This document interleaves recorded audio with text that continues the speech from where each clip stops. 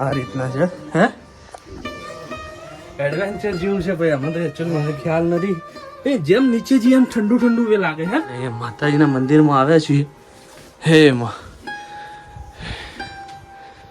એકદમ પર્વતની વચ્ચોવચ છે. આખો પહાડ છે. એના અંદર તમે કેવું આમ અંદર જેવા આપણે બેસીએ ને એવું આપણને એટલું વ્યૂ. આખી મૂર્તિ પથ્થરની છે હો કુમાર ના કોઈ. હા જાઓ નીચે નીચે નીચે. હા લાવ હું જોઉં. હે